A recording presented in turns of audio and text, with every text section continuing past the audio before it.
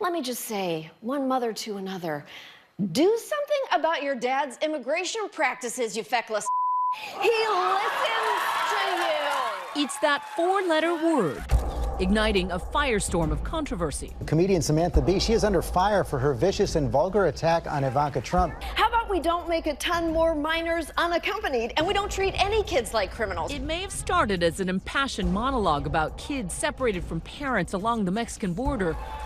Put on something tight and low cut and tell your father stop it. But comedian Samantha Bee, host of Full Frontal, now facing backlash for calling Ivanka Trump the C word, fueling fierce debate about when and where comedy crosses the line. I think the joke was inappropriate. I didn't think it was funny. It wasn't right for me. It's outrageous, it is unacceptable, and should be called out. To me, hate is hate, and I think she should be condemned for it too. Samantha Bee asking forgiveness, writing, "I would like to sincerely apologize to Ivanka Trump and to my viewers for using an expletive on my show to describe her last night. It was inappropriate and inexcusable, and I deeply regret it." But sorry wasn't enough for some sponsors. State Farm and Auto Traders suspending their ads. White House Press Secretary Sarah Sanders calling the language vile and vicious. The president tweeting, "Why aren't they firing no-talent Samantha Bee for the horrible language she used on her low-rating show? A double standard."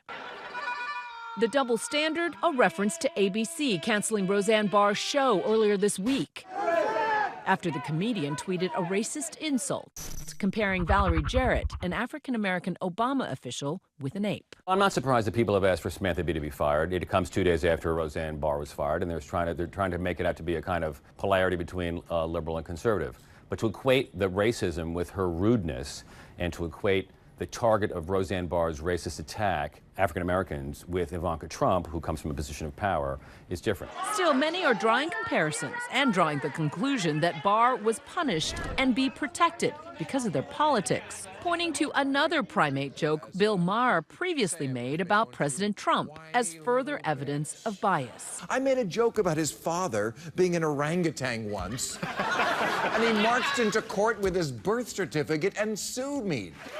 But critics say, politics aside, it's the painful legacy behind Barr's tweet that makes it so harmful. Comparing a black woman to an ape plays into a long history of racism. What Samantha Bee said, she used a bad word, a word that some people find offensive, but there's no history of upper-class white women using the C word to dehumanize and oppress other upper-class white women.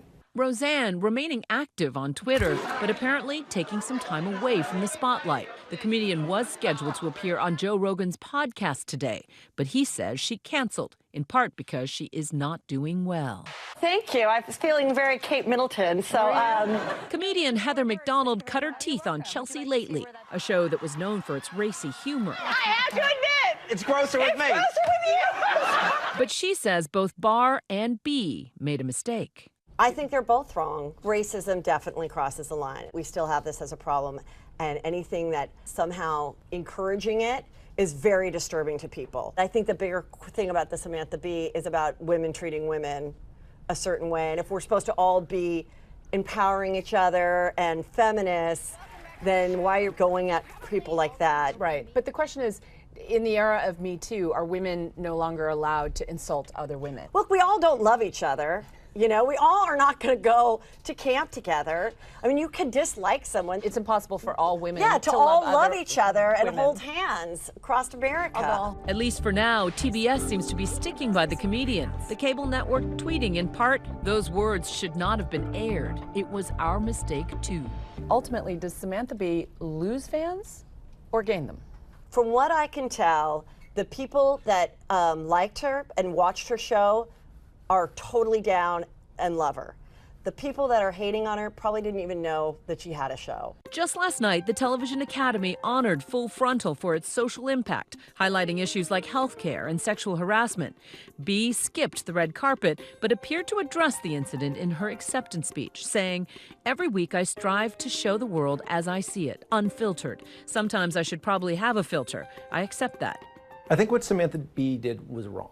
I think she was trying to draw attention to an issue that she feels passionately about, and this was a way of kind of turning up the temperature on that and getting people to pay attention, but they're paying attention to the wrong thing. Of course, Bee and Barr are not the first comedians accused of going too far. Rocking out. Kathy Griffin was fired from her CNN hosting gig after posing with a bloodied Trump mask. And Michael Richards of Seinfeld fame tanked his stand-up career with a racist rant during a show. Oh my God. But many more have pushed the envelope in the name of comedy without consequences in the past. I mean, some of the stuff we did back then, where we didn't even get one nasty tweet back, was unbelievable. Like, the climate has changed so much. In what way? Just the lines that we could cross. I mean, You could be raunchier? Honestly, I don't even want to say some of the bits that we did because it's so politically incorrect today. And now I think it's definitely, you really need to watch what you say. Earlier this year, Michelle Wolf's comedy at the White House Correspondents' Dinner drew ire from both sides of the aisle. I actually really like Sarah. I think she's very resourceful. Like, she burns facts, and then she uses that ash to create a perfect smoky eye. But many pointing out the president himself is no stranger to highly controversial comments. When you're a star, they let you do it. You can do anything. Whatever you want. Grab them by the Comedy has always been political, but has it always been this polarizing? I mean, I think it's a scary time to be a comedian because people are so volatile about it.